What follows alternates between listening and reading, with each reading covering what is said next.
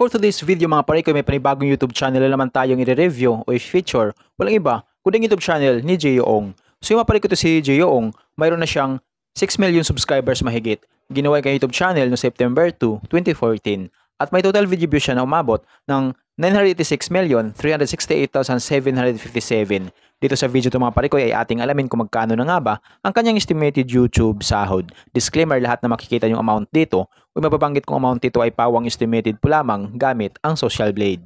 Ang Social Blade ay isang public website na kahit sino ay pwedeng tumingin dito at maaari rin makita ang lahat ng mga estimated YouTube sahod ng mga vloggers or content creator. Layunin lamang ng video na makapagbigay ng inspirasyon sa mga tao makapanood nito, lalong-lalo na sa mga small YouTuber. So yung mapare ko, ano pang hinintay natin, samahan nyo kung i-review natin ang status ng YouTube channel ni Jay Yoong.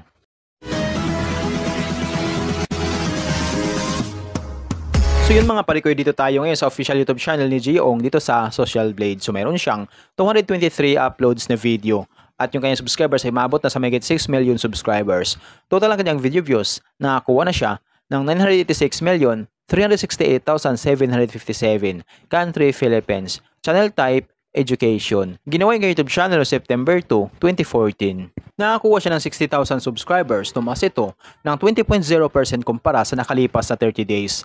At dito sa kanyang video views, nakakuha siya may 10 million, bumaba ito ng 16.7% kumpara sa nakalipas na 30 days. So yung mapare ko, dito naman tayo ngayon sa YouTube stats summary ni Jay Yoong simula noong October 28 hanggang November 10, 2024. Dito natin makikita yung mga nadagdag ng subscribers, video views, at yung kanya naman estimated earnings. Yung titingnan natin yung mga parikoy ay yung kanyang daily average. So sa kanyang daily average, mayroon siyang $86 at yung highest naman imabot sa $1,400. I-convert natin sa peso.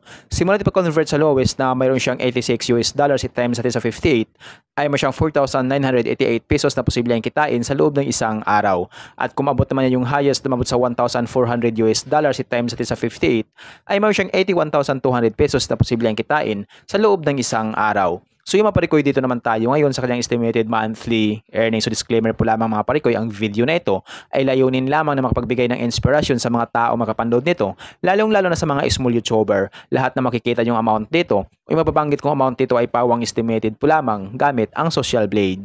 Ang Social Blade ay isang public website na kahit sino ay pwedeng tumingin dito at maaari nyo rin makita ang lahat ng mga estimated YouTube sahod ng mga vloggers or content creator.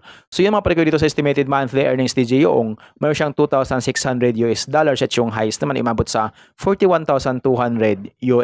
I-convert natin sa peso. Simula natin pag-convert sa lowest na mayroon siyang $2,600 i-times natin sa 58 ay mayroon siyang 150,800 pesos na posibleng kitain sa loob ng isang buwan.